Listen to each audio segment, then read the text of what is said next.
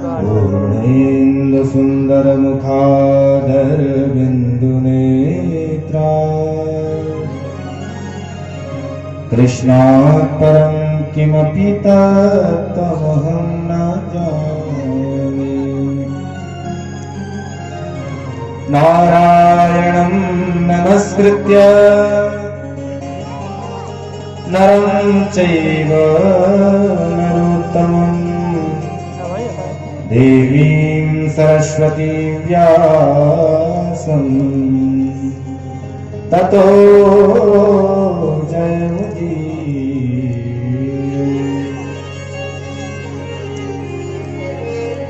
गौरांगं रसमयं नित्यं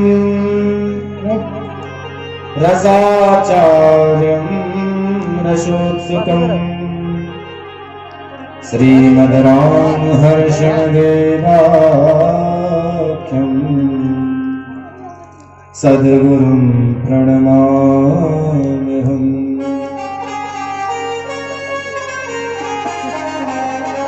जय जय श्री राधारमण जय जय नवल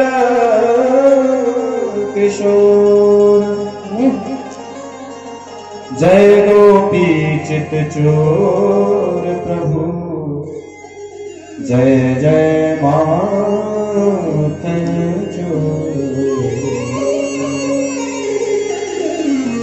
वृंदावन बिहारी लाल की कृष्ण कन्हैया लाल की श्रीमद् भागवत महापुराण की जय जय श्री राधे जय जय श्री राधे श्री राधे। आइए परम मंगलमय कारण करणावरणालय भक्त वांछा कल्पतरु भगवान श्री बांके लाल को मेरा सादर प्रणाम एवं मातृशक्ति और प्यारे प्यारे नन्हे मुन्ने बालक जो कि भगवत स्वरूप है सभी संत चरणों में प्रणाम एवं स्वामी जी के भी चरणों में प्रणाम। दूर दूर से पधारे वक्ता श्री भवनेश जी महाराज एवं मेरे प्रिय अग्रज हरे राम शुक्ला जी। सिया राम मैं सब जग जानी करो प्रणाम जोर जुग पाए। सब में सीताराम जी का दर्शन करते हुए सभी को प्रणाम करता हूँ। आइए 2 मिनट भगवान नाम संकीर्तन के साथ उसके पश्चात हम करते हैं। जय सिया राम जय जय सिया राम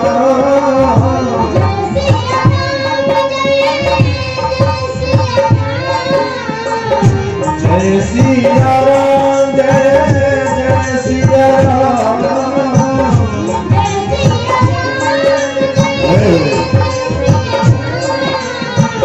जय सिया राम जय जय सिया राम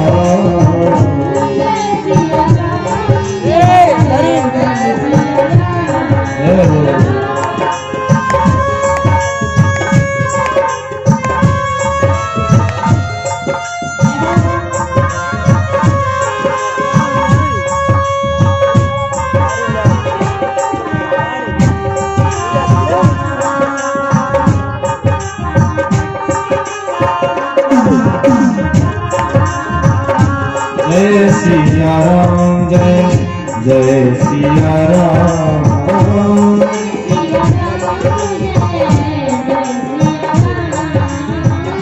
राधे श्याम जय राधे श्याम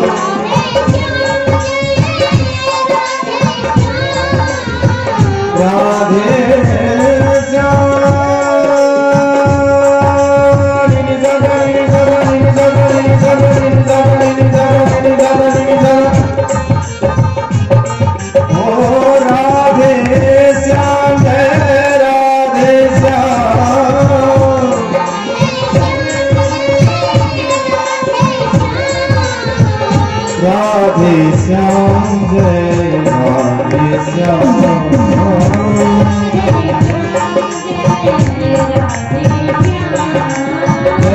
सिया राम जय सिया राम जय सिया राम जय सिया राम जय सिया राम जय सिया राम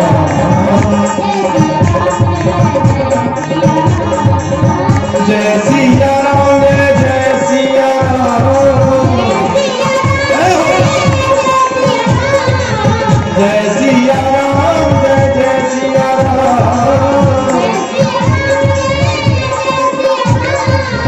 जय सिया राम जय सिया राम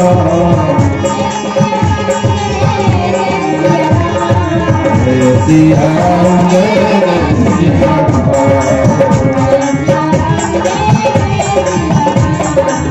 जय सिया राम जय सिया जय हो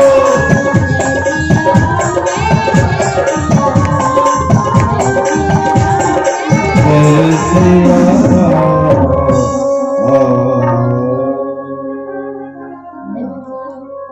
आज कथा का विराम दिवस है, तो देखिए विराम दिवस में आपको क्या समझ में आया कथा में।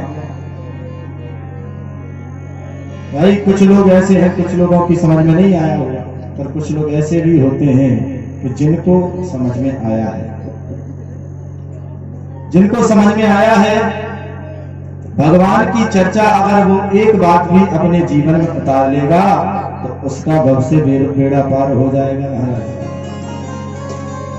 क्यों जीवन में जब तक राम रस नहीं है, जैसे सब्जी हम बनाते हैं और सब्जी में अगर नमक ना डालें और नमक न डालें तो सब्जी कितनी बेकार लगती है। छोटे छोटे बच्चे होते हैं, रूठ जाते हैं मम्मी से, वो मम्मी हम नहीं खाएंगे, इसमें नमक ही नहीं है। तो उसी प्रकार हमारे जीवन में अगर राम रस नहीं है, राम का नाम नहीं है, तो वह नीरस है, उसे भगवान स्वीकार नहीं कर सकते। इसलिए कथा का सार क्या है? कथा का सार है हमारे हृदय में कृष्ण रस की स्थापना, राम रस की स्थापना। और राम रस कब आएगा मन में? राम रस की स्थापना, राम राज्य की स्थापना ऐसे होगी। देखिए महाराज, राम राज्य की स्थापना करना है तो नीचे से ऊपर जाना पड़ता है। अब एकदम कोई छत की सीढ़ी चढ़ नहीं सकता, एक एक से तो चढ़ना पड़ेगी। उसी प्रकार धीरे धीरे प्रयास करना हमें भी चाहिए। कथा के माध्यम से आज राम राज्य की स्थापना आपको बताएंगे, उसके बाद कथा में प्रवेश करेंगे। जब तक आइए हम राम राज्य की अपने हृदय भवन में, एक राम मंदिर तो अयोध्या में उसका तारीख तय हो गया है और निर्माण भी चालू हो गया है। कितने बड़े हर्ष की बात है कि जिस मंदिर के लिए हमारे सनातन धर्म प्रेमियों ने अपना बलिदान दिया, सरयू मैया रक्त रंजित हो गई थी, इतना युद्ध वहां पर हुआ, और तब अब जाकर उस मंदिर का भव्य निर्माण होने जा रहा है। आइए हम भी अपने हृदय भवन में राम राज्य की स्थापना करते हैं, तो नीचे से ऊपर जाना पड़ेगा। दशरथ जी के 4 बेटा हैं, राम, लक्ष्मण और भरत शत्रुघ्न। नीचे से ऊपर कैसे जाएंगे? पहले हमें शत्रुघ्न लाल जी को अपने हृदय में विराजमान करना पड़ेगा। शत्रुघ्न लाल जी आ जाएंगे तो शत्रुघ्न लाल जी का काम क्या है? जब वशिष्ठ जी ने नाम रखे थे चारों भाइयों के, तो शत्रुघ्न जी का नाम क्या था? उनमें गुण कितने पाए जाते हैं?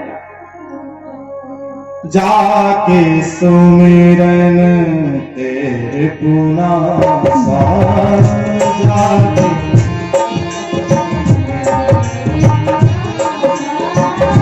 जाके सुमिरन तेरे पुना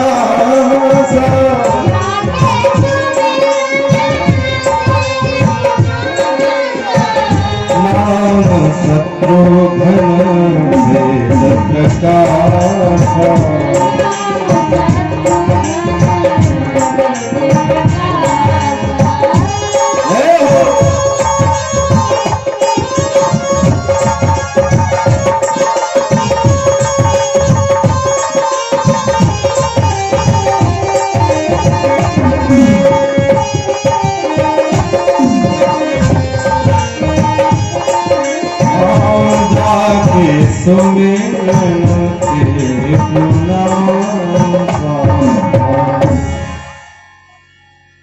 शत्रुघ्न लाल जी का नाम क्या है?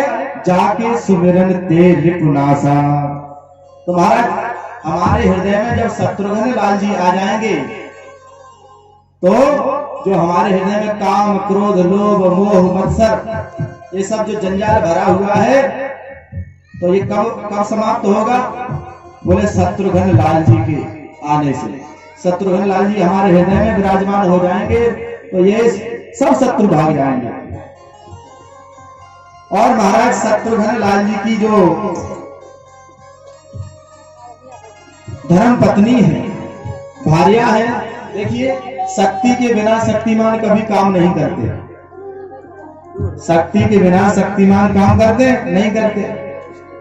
उसी प्रकार शत्रुघ्न लाल जी की शक्ति का नाम क्या है?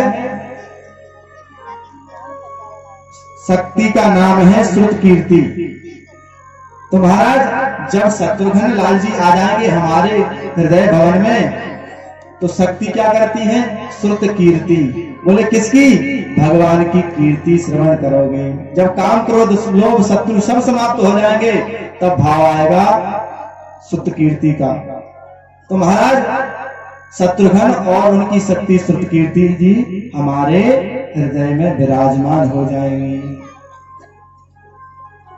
अब ध्यान देना, एक दो व्यक्ति हमारे हृदय में आ गए हैं, शत्रुघ्न जी और श्रुत कीर्ति जी।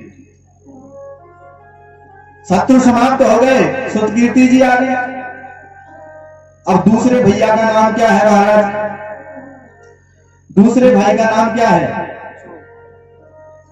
दूसरे भाई का नाम है, बताइए।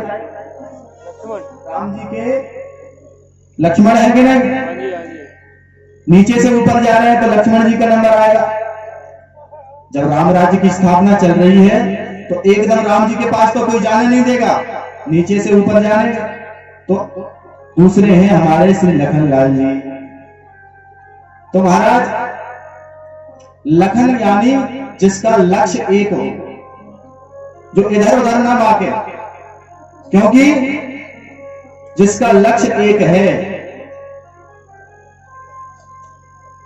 भगवान ने जब वनवास जा रहे थे लखन लाल जी से पूछा कि तुमको चलना है हमारे साथ। लखन लाल जी ने कहा ये कोई पूछने की बात है? अरे हम तो आपके साथ चलेंगे, हमने अपना पूरा जीवन आपको ही दिया है। भगवान ने कहा क्यों? अरे तुम्हारी माताजी हैं, पिताजी हैं, सब कुछ है, फिर भी तुम हमारे साथ क्यों चलना चाहते हो? क्योंकि शास्त्रों में वर्णन है मातृ देवो भव, पितृ देवो भव। अरे माता ही देवता है, पिता ही देवता है, गुरु देवता है, सबका पूजो। और तुम हमारे साथ जाओगे तो अभी ना तो शत्रुघ्न है और ना भरत जी हैं। वनवास के टाइम पर भरत जी और शत्रुघ्न जी के प्रदेश थे, तो भगवान ने मना किया तुम मत जाओ हमारे साथ, क्या करोगे? परंतु भगवान ने मना, लक्ष्मण जी ने एकदम दो टूक मना कर दिया और कहा प्रभु मैं किसी को नहीं जानता, माता पिता मैं किसी को नहीं जानता, मैं केवल आपको ही जानता हूं। मोरे सबही एक तुम स्वामी,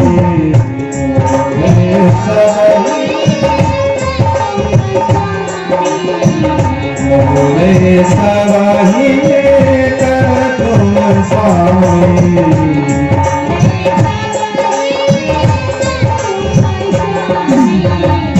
दीन बंधु और अंतर्यामी,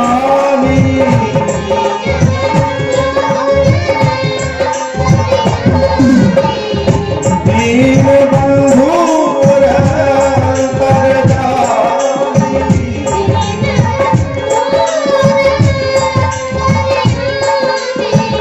मोरे सबही एक तुम स्वामी।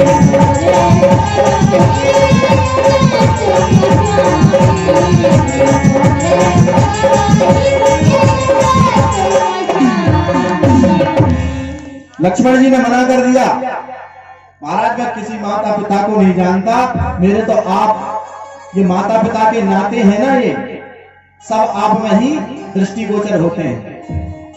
ऐसा नहीं है कि ये मेरी अलग है। राम जी में ही लक्ष्मण जी माता का भी दर्शन करते थे और पिता का भी दर्शन करते थे। कह रहे हैं मोरे सवै एक तुम स्वामी। मैं किसी को नहीं जानता, क्योंकि ये सब जो नाते हैं ना मोह माया के, माँ बाप भाई बहन, ये सब मुझे तुम में दृष्टिगोचर हो रहे हैं प्रभु। और कहते हैं प्रभु मैं किसी को नहीं जानता। गुरु पे तुमातना जानहु का,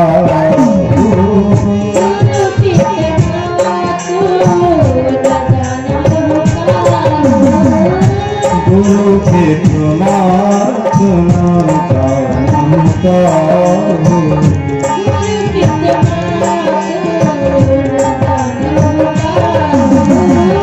दीन बंधु अति मृदुल स्वभाव,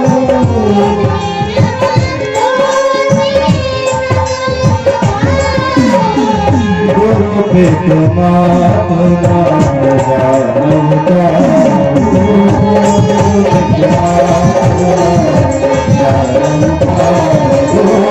गुरु पे तुमातना जानहु का।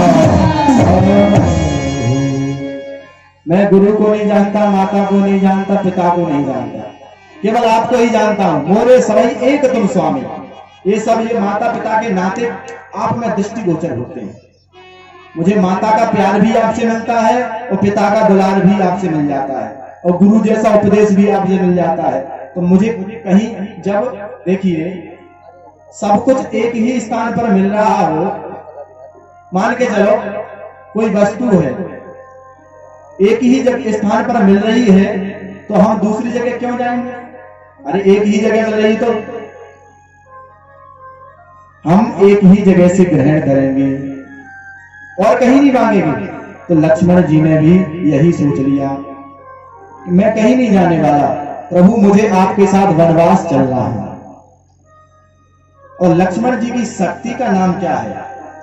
लक्ष्मण जी की शक्ति का नाम है उर्मिला। यानी कि अब लक्ष्मण जी आ गए हृदय में तो लक्ष्य हमारा एक हो गया, लक्ष्य हो गया। पर दूसरी बात भी आना जरूरी है ना। दूसरी बात कौन सी है? बोले उनकी शक्ति का नाम है उर्मिला। और यानी हृदय, यानी भगवान से हमारा हृदय मिल जाए, भगवान के दर्शन की उत्कंठा जाग जाए, वही लक्ष्य है हमारा। लक्ष्मण का अर्थ हमारे मन में इच्छा जागृत हो जाए कि जब तक हम भगवान का दर्शन नहीं करेंगे तब तक इस धरातल पर चैन से नहीं बैठेंगे। ये लक्ष्य होना चाहिए। और ये कब लक्ष्य बनेगा? जब उर्मे उत्कंठा जागेगी, उर्मिला जी की स्थापना हो जाएगी। तो भैया दो भैया आ गए हैं, कौन कौन से? शत्रुघ्न लाल जी और हमारे लखन लाल जी। शक्तियों के साथ शक्तिमान हृदय में विराजमान होते जा रहे हैं। आज लास्ट दिन है, इसीलिए इस कथा को सुना रहे हैं, क्योंकि कथा का सार यही है, राम राज्य की स्थापना कैसे हो। ये कथा का सार है। जिसने इस बात को समझ लिया उसका तो बेड़ा पार है। और भाई अब तीसरे वाले कौन से हैं? तीसरे वाले कौन से हैं लक्ष्मण जी के बाद? भरत जी महाराज। महाराज भरत जी की बात आती है तो वास्तविकता से प्रेम जो है, प्रेम का साक्षात स्वरूप जो है भरत जी महाराज हैं। भरत जी को अयोध्या की प्रजा ने कितना दोष लगाया कि भरत की वजह से जो है राम जी को वनवास हो रहा है। परंतु भरत जी जब आए उन्होंने कहा मुझे ये राज्य स्वीकार नहीं है। भगवान के पास गए, चित्रकूट चरण पादुकाओं को ले आए और चरण पादुकाओं को ही 14 वर्ष तक राज्य करवाया। स्वयं नहीं विराजे। ये भरत का चरित्र है महाराज। गोस्वामी तुलसीदास जी कहते हैं, भरत सरिस को राम सनेही, भरत सरिस को भरत सरिस को राम सनेही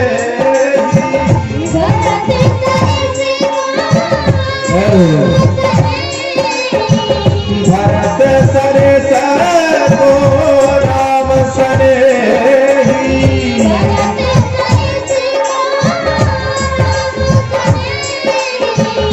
जग जप राम राम जप एसी जग जप राम भरत सरिस को राम सनेही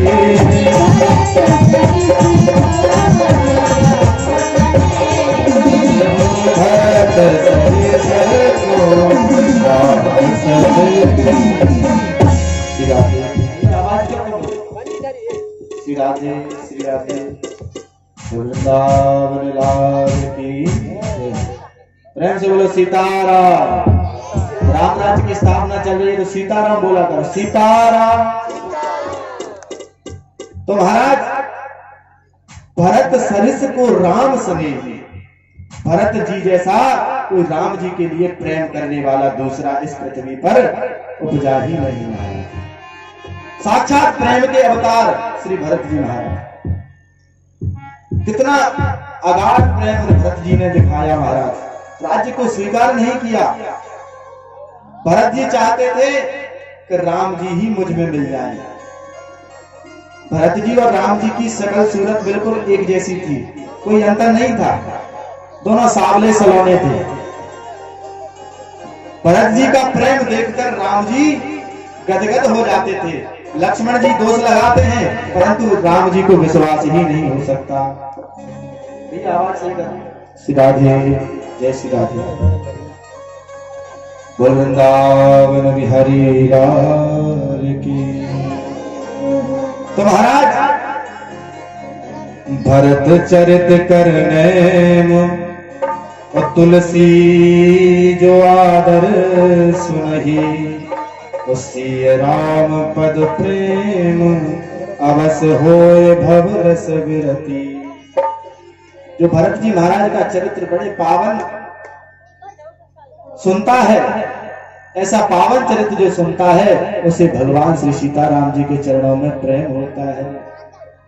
देखिए लक्ष्मण जी से लक्ष्य की प्राप्ति हो गई परंतु प्रेम की प्राप्ति नहीं हुई। लक्ष्य तो बन गया, दर्शन की इच्छा हो गई परंतु भगवान से प्रेम कब होगा?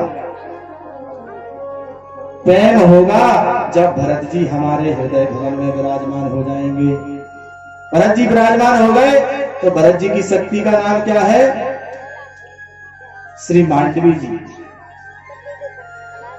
महाराज मांडवी जी विराजमान हो जाएंगी तो हमारे मस्तिष्क में प्रेम जागृत हो जाएगा। तो हमें इस संसार में ये दिख रहा है ना कि ये कुत्ता है, ये बिल्ली है और ये छोटा है, ये बड़ा है, ये सब एक जैसा दिखने लग जाएगा। जब मन में मांडवी जी विराजमान हो जाएंगी तो सब कुछ एक जैसा दिखने लग जाएगा। इस खंबे में भी भगवान दिखेंगे, ये पूरे पांडाल में भी भगवान दिखने लग जाएंगे। और क्या होगा? सिया राम मैं सब जग जानी, सिया राम मैं सब जग जानी,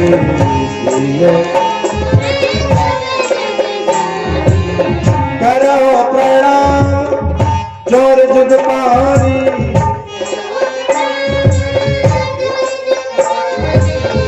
करो प्रणाम जोर जुग पानी,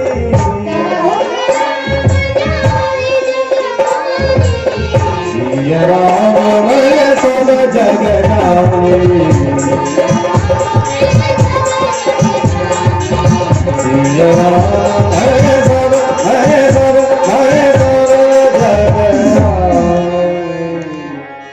भरत जी और मांडवी जब हृदय में विराजमान हो जाएंगे महाराज तो क्या होगा?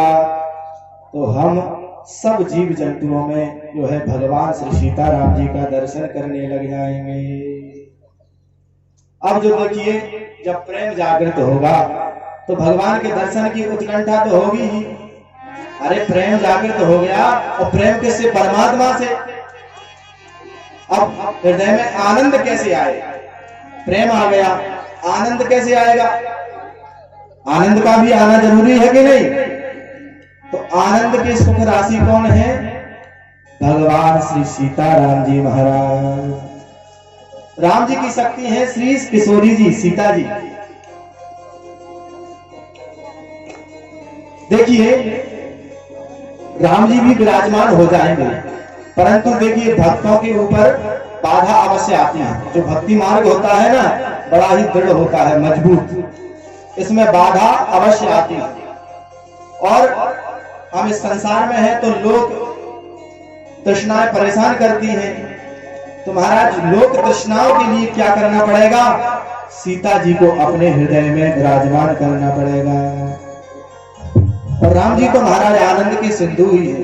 गोस्वामी तुलसीदास जी लिख रहे हैं, जो आनंद सिंधु सुख राशि,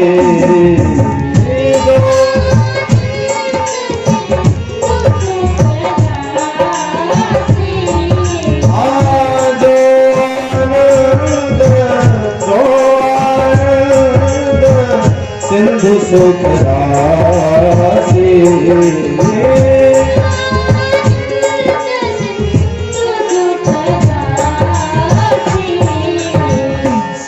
करके लोक सुखासी।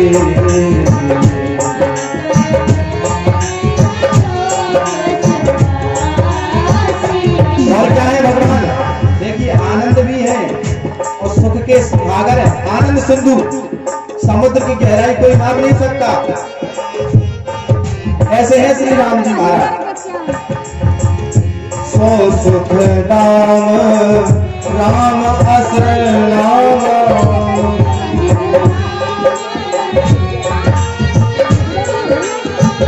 सो सुख धाम राम अस नाम,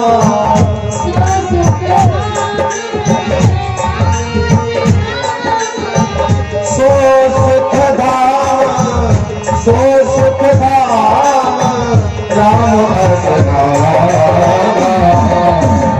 अखिल लोक दायक अखिल लोक दायक।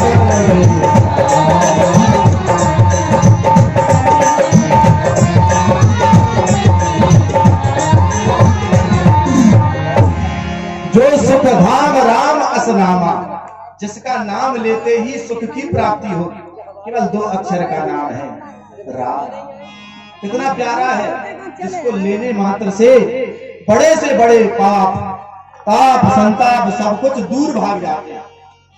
ऐसा भगवान श्री सीताराम जी का नाम है। एक बार प्रेम से बोले श्री सीताराम जी महाराज की। अब राम राज्य की स्थापना आपके हृदय में हो गई है।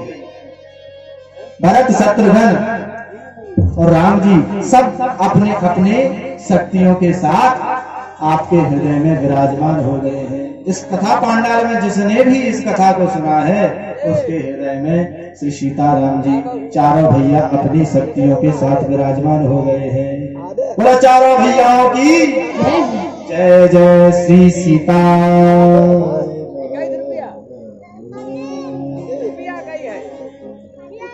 इस प्रकार आइए अब जो मुख्य चर्चा है, आगे विवाह उत्सव श्री पवनेश जी द्वारा, पवनेश जी महाराज के द्वारा आप श्रवण करेंगे।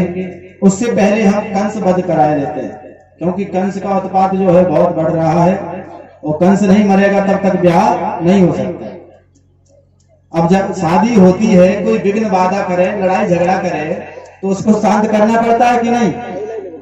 अब भामर पढ़ेंगी और कोई बीच में लाठी लेकर आ जाए और भामर रुकवा जाए, अरे क्या कर रहे हो, तो बाधा आती है। उसी प्रकार कंस भी ऐसा ही कार्य करता है, इसलिए पहले कंस को मारते हैं। अब महाराज आइए, भगवान श्री बालकृष्ण लाल दशम स्कंद पर्यंत कथा आज परमेश जी महाराज ने आपको श्रवण कराई। अक्रूर जी महाराज वृंदावन से भगवान को लेकर आए और माता यशोदा को बहुत ही दुख हुआ, बड़ा ही कष्ट हुआ, क्योंकि भगवान के वियोग में ब्रजवासी एक मिनट तक नहीं रह सकते। भगवान का विरह इतना व्याप्त हो गया कि सदैव भगवान के चिंतन में गोप और ग्वाल रोते ही रहते हैं, गोपियां रोती ही रहती हैं। और महाराज रोते रोते अपने प्रियतम को याद करती रहती हैं और क्या कहती हैं, तुम्हारी याद आती है, तुम्हारी याद आती है, बताओ क्या करें तुम्हारी। प्रण जगाइए,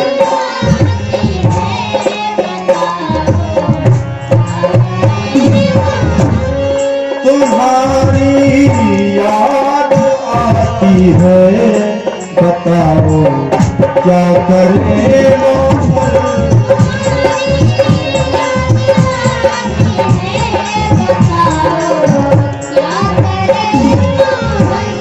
सुबह और शाम। गोपियां कहती है भगवान से, ओ सुबह और शाम आती है, रात भर वो रुलाती है, सुबह और शाम। सभी लोग मीठी मीठी ताली बजाते हैं। सुबह और शाम आती है, रात भर वो रुलाती है,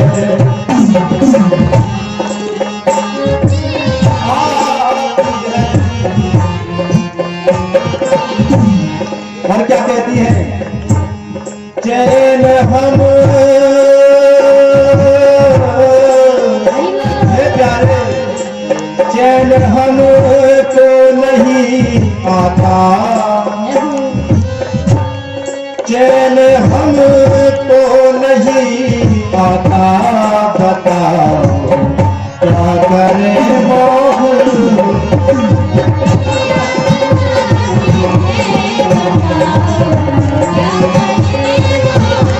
तुम्हारी याद आती है, बताओ क्या करें मोहन।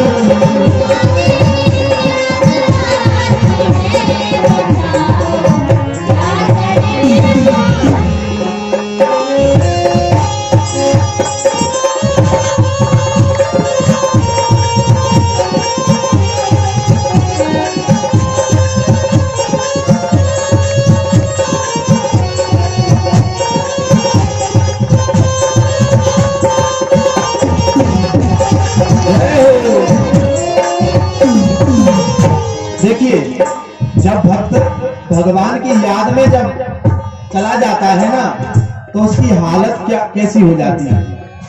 जो कृष्ण ग्रह से ग्रसित हो जाता है उसकी हालत कैसी, गोपियों की हालत कैसी हो जाती है। कहती हैं, चलूं जब वो न चलने दे, चलती है तो चलने नहीं देती, चलूं जब वो न चलने दे, रुकूं जब वो न रुकने दे,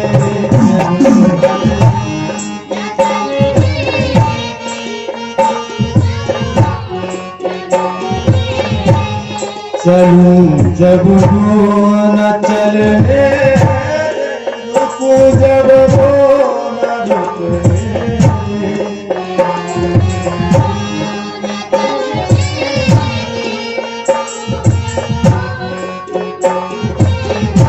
ओ मिलूं और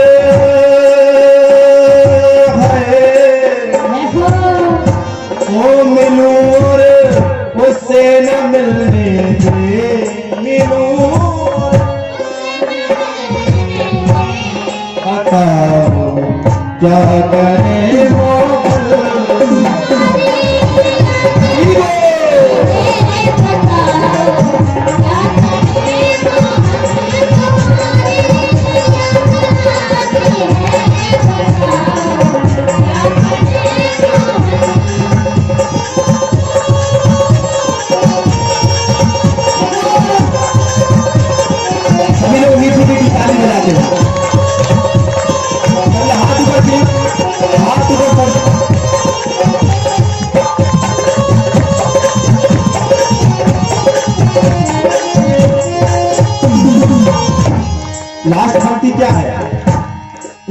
लास्ट पंक्ति में बहुत ही सार की बात है, तो ध्यान से सुनिए।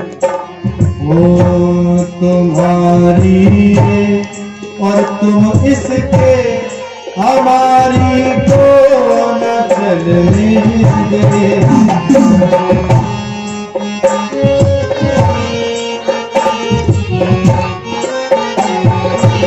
क्या कहते हैं, ये शरीर जो है ना, तो जब यमराज के दूत आ जाते हैं अंत समय में, तो हम उनके सामने कितना भी हाथ जोड़ते रहे, परंतु वो किसी की बात नहीं सुनते। शरीर जब जाता है तो कौन आता है? परमात्मा। तुम्हारी और तुम इसके, हमारी को न चलने दे।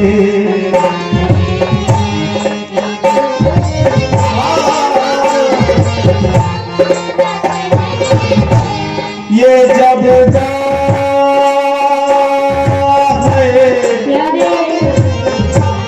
ये जब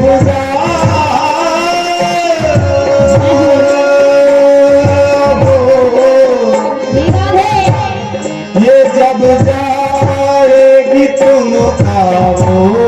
ये प्यारे, ये जब कह जाती है तो आप आते हैं। ये जब जाएगी तुम आओ, बताओ क्या करे मोह।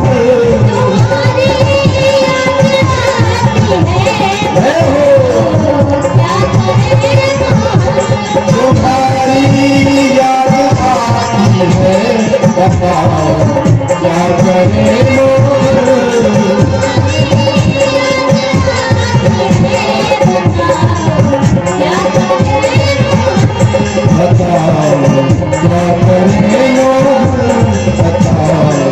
क्या करी तुम्हारी याद आती है, बताओ क्या करे मोह। जब भगवान की याद आती है तो गोपियों की बहुत बुरी हालत हो जाती है। उनको होश ही नहीं रहता कि वो कहां जा रही हैं, क्या खा रही हैं, किससे बात कर रही हैं। और किसी से प्रेम से बोलती हैं, बात करती हैं, अपने घर का कार्य करती हैं, तो भगवान की याद आ जाती है। उल्टा सीधा काम करने लग जाती हैं। उनकी सासू मां उसे डांट दिया, अरे क्या कर रही है, तब जाकर ध्यान आता है।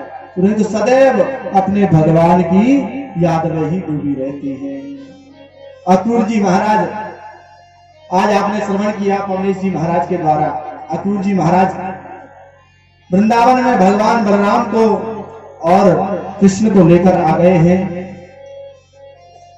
देखिए, और ग्वाल बाल भी भगवान के साथ आए हैं। ग्वाल बालों की बड़ी विशेष इच्छा थी, कन्हैया तू अकेला जाएगो तो अच्छा नहीं होगा, हम भी तेरे सखा हैं तो हम भी तेरे साथ चलेंगे। तो भैया ग्वाल बाल भी अपनी अपनी गाड़ियां लेकर मेला देखने को, धनुष यज्ञ का मेला भगवान के द्वेष के प्रति कंस ने रखा। तो उस, क्योंकि भगवान आएंगे तो कंस सोच रहा था कि भगवान को मैं अपने मल्ल योद्धाओं से मरवा डालूंगा, हत्या करवा दूंगा। अब भगवान मथुरापुरी में पहुंचे, बहुत ही सुंदर मथुरापुरी का दर्शन। मथुरापुरी में पहुंचे और नंद बाबा से पूछा कि बाबा हम इस मथुरापुरी में आए हैं, हमने पहली बार तो कभी शहर देखा नहीं है, एक शहर जन्म कर्म में देखने को मिला और हम इसके दर्शन करना चाहते हैं। भगवान ने पूछा, कृष्ण ने, तो नंद बाबा ने मना कर दिया, अरे तू इतना शैतान है, तू अकेला जाएगा, मैं तुझे कभी जाने नहीं दूंगा, लड़ाई झगड़ा कर लेगा। छोटे बच्चों को माता पिता बाहर नहीं जाने देते, तो नंद बाबा ने भी मना कर दिया, तुम कहीं नहीं जाओगे।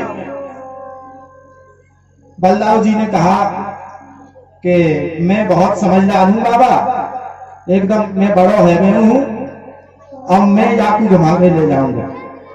तो महाराज बलदाऊ जी के कहने से नंद बाबा ने मथुरापुरी के दर्शन की आज्ञा दे दी। क्या क्या दे दी, जाओ घूम आओ, जितना घूमना है घूम आओ। अब जैसे ही महाराज मथुरापुरी का दर्शन करने लगे तो क्या हुआ, जो मथुरापुरी की स्त्रियां थी, गोपियां, उन्होंने भगवान के बारे में सुन लिया था कि इतनी छोटी सी आयु में पूतना को मार दिया, इतने बड़े बड़े राक्षसों को मार दिया, घासुर को, बकासुर को, केसी को, कितने राक्षसों को भगवान ने मार दिया। तो जो छोटी सी उम्र में इतने बड़े बड़े कार्य करता हो तो उसकी चर्चा तो पूरे शहर में होगी ही। तो सब गोपियां जानती थी मथुरा की, वृंदावन की तो जानती ही थी, पर मथुरा में भी भगवान के बड़े चर्चे थे। तो महाराज गोपियों को पता चला कि आज बलराम और कृष्ण हमारे मथुरापुरी में आए हैं और मथुरापुरी के दर्शन कर रहे हैं। तो जिस प्रकार से अयोध्या में, मिथिलापुरी में भगवान राघव दर्शन कर रहे थे, उसी प्रकार आज भगवान कृष्ण और बलराम जी के साथ मथुरापुरी का दर्शन कर रहे हैं। ये बलराम जी रामावतार में भगवान लक्ष्मण जी थे। इन्होंने भगवान से कहा कि महाराज हमें आपकी हर बात मानना पड़ती है, अगले द्वापर युग में हम आपके बड़े भैया बनेंगे। भगवान ने कहा ठीक है। तो आज बलराम जी अपना अनुशासन कन्हैया के ऊपर चला रहे हैं। अब जैसे ही नगर के में जा रहे हैं तो ऊपर से पुष्पों की वर्षा होने लगी, पुष्प गोपियां फेंक रही हैं। भगवान का सुंदर सा मुखड़ा, घुंघराले बाल हैं, ऐसे दिव्य सुंदर माधुर्य को देखकर गोपियां जो है मोहित हो गई। और ये वही गोपियां हैं रामावतार की जो भगवान को देखकर मोहित हो गई थी। कोई ऋषि मुनि है, कोई अलग से नहीं है। तो महाराज सब पुष्पों की वर्षा कर रही हैं और भगवान का स्वागत कर रही हैं। और जो गोपियां जो है कोई कुछ काम कर रही थी, कुछ अलग अलग कामों में लगी रहती थी। सभी लोग कथा के ऊपर ध्यान दें, कहीं इधर उधर देखना। तो महाराज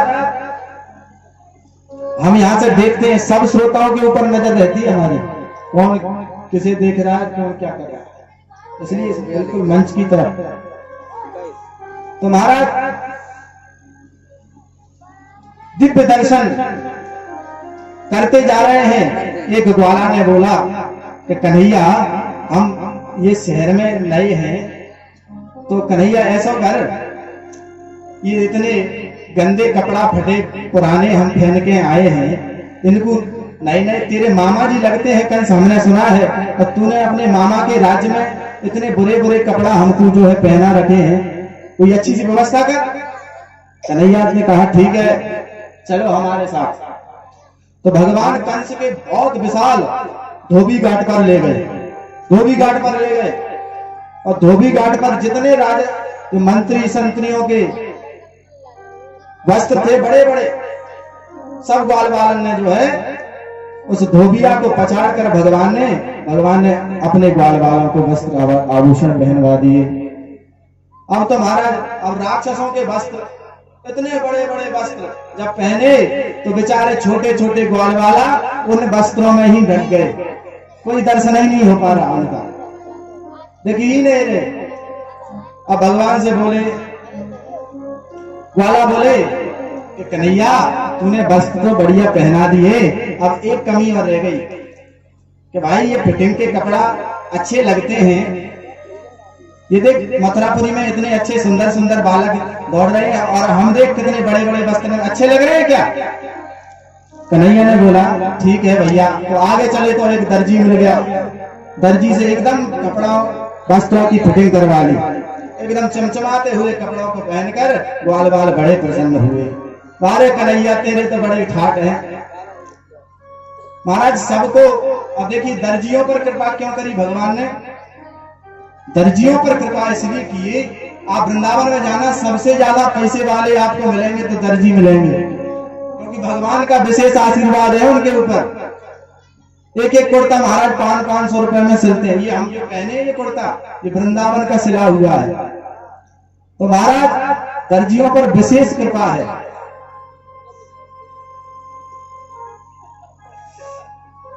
तो महाराज बोलो राधे राधे।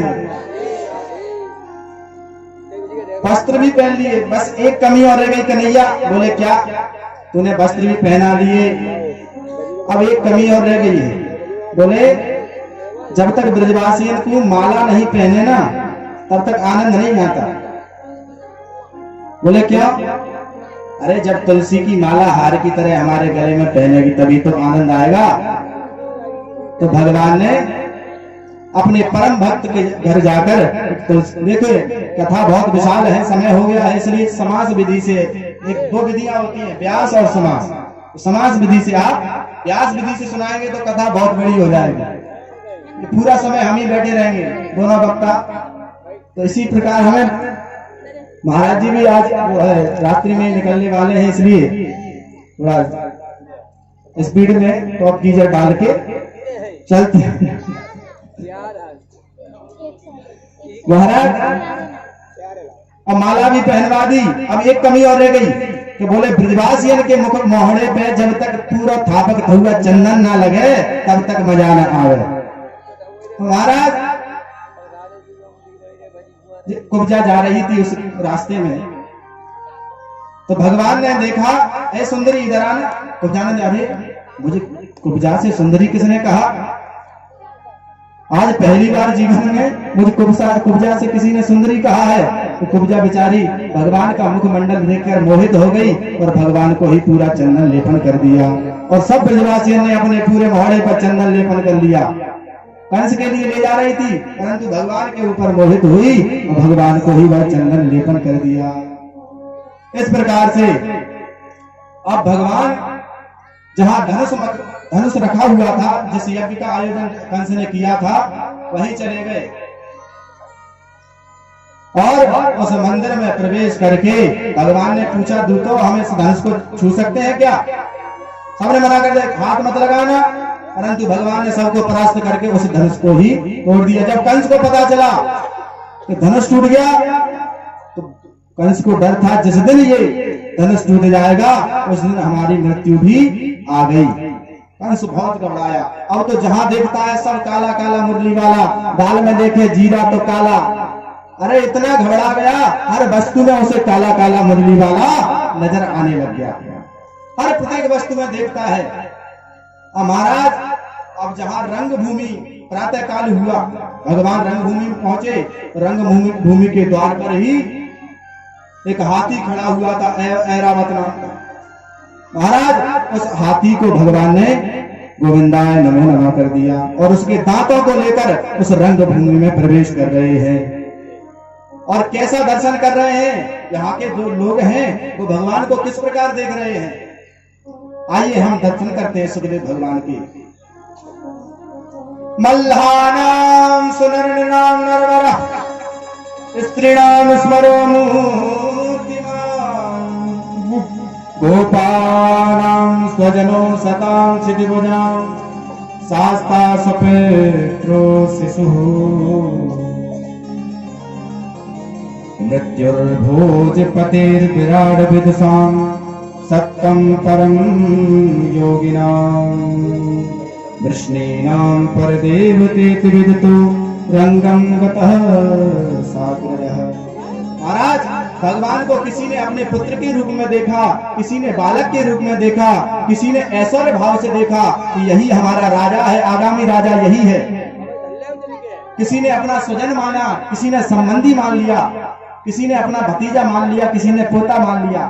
महाराज सबने अलग अलग प्रकार से दर्शन किया है, जिसकी भावना जैसी। और जो राक्षस हैं भगवान का दर्शन कैसे कर रहे हैं, मानो काल दंड ही लेकर हमारे सामने प्रस्तुत हो रहा है। जाकी रही भावना जैसी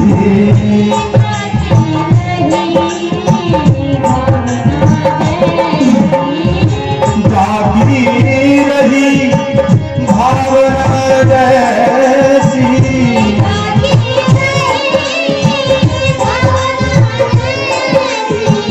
प्रभु मूरत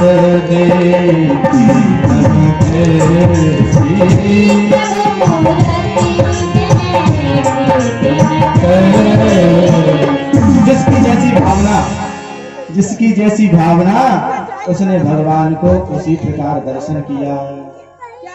महाराज अब तो कंस ने कहा, अरे तुम इतने बलवान हो, इतनी छोटी छोटी आयु में तुमने पूतना को मार दिया, अघासुर बकासुर सबको मार दिया, अगर हिम्मत है तो मेरे योद्धाओं से जीत के बताओ। भगवान ने कहा, वैसे तो हम बालक हैं, तुझे शर्म नहीं आ रही? इतने छोटे बालकों को देखकर कह रहा है कुश्ती लड़ लो? अरे हमारी आयु देख रहे हो अभी?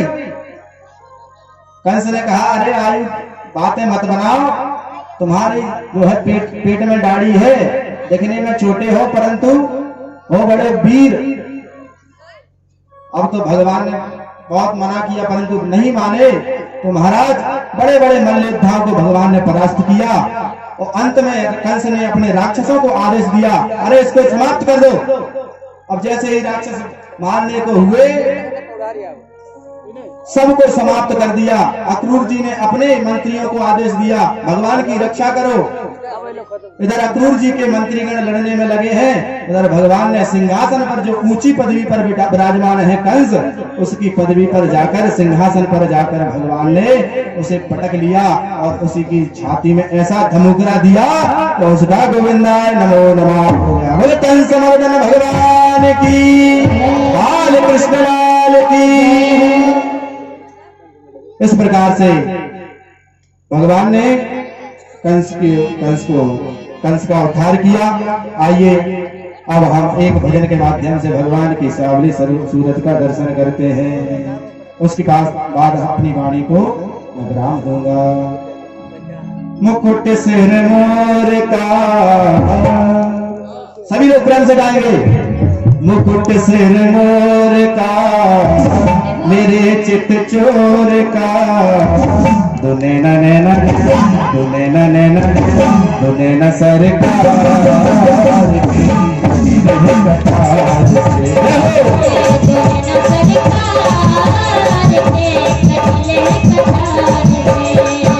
मुकुट सिर मोर का, मेरे चित चोर का, दुने न नैना दुने न नैना दुने न घनश्याम की कटार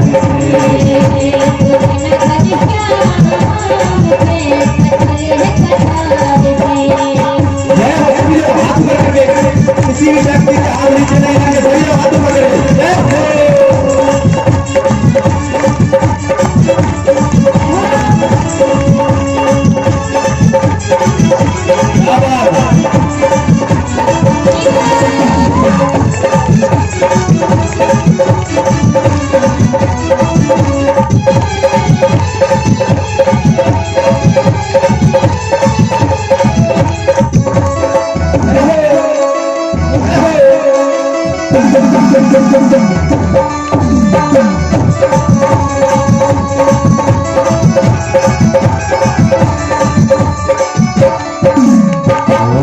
कमल लगाए तेरे नैनों को देख कर,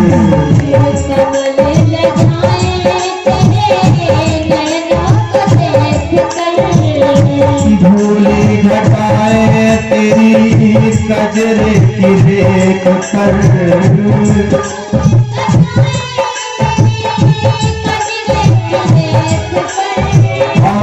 धूली घटाए तेरी कजरे की रेख पर,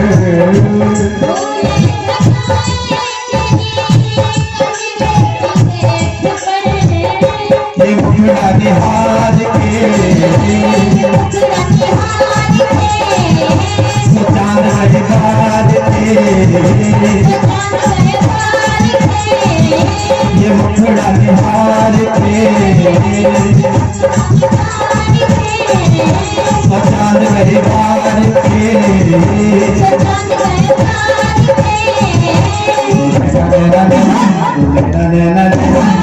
घनश्याम की कटार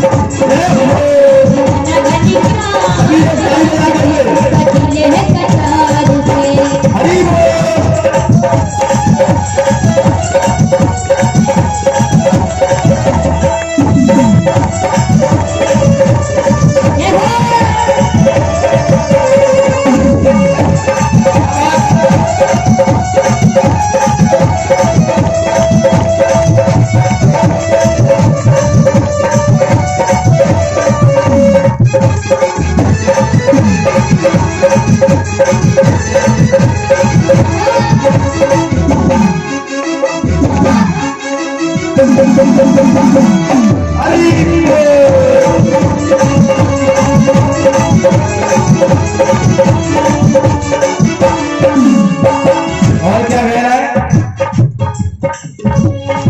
रमण बिहारी नहीं तुलना तुम्हारी, रमण बिहारी नहीं तुलना तुम्हारी, तो तुम सारा देखा कोई पहले अनारी, तुम सारा देखा पहला अगाड़ी, तुम सारा देखा कोई पहले अनारी, तुम सारा देखा कोई पहले अगाड़ी, दीवान विसार के, दीवानों ने बिचार के, दीवानों ने विचार के,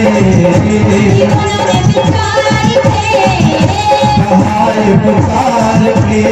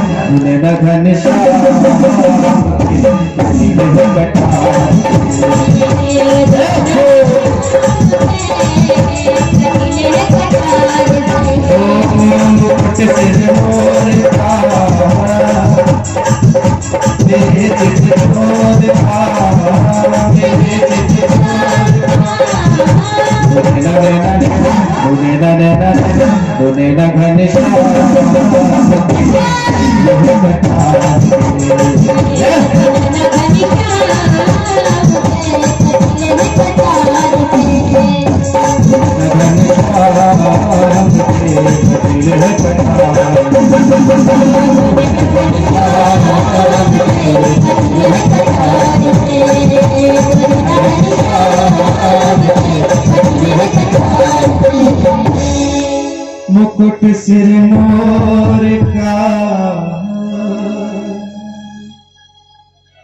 वृंदावन बिहारी लाल की, कृष्ण कन्हैया लाल की, सावरे सरकार की।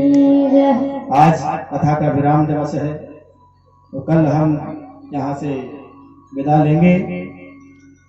जो कुछ भी इस दास से भूल चूक में कुछ गलत निकला हो इस व्यास गद्दी से, तो अपना छोटा बालक समझकर इस दास को क्षमा करें, क्योंकि इतनी उम्र नहीं है कि भगवान का गुणगान प्रेम पूर्वक आपको श्रवण करा सके, परंतु भगवान की जितनी कृपा हुई, जितनी दया दृष्टि हुई, इस व्यास गद्दी से आपको श्रवण कराया। जय श्री राम, जय श्री राधे, जय श्री सीताराम।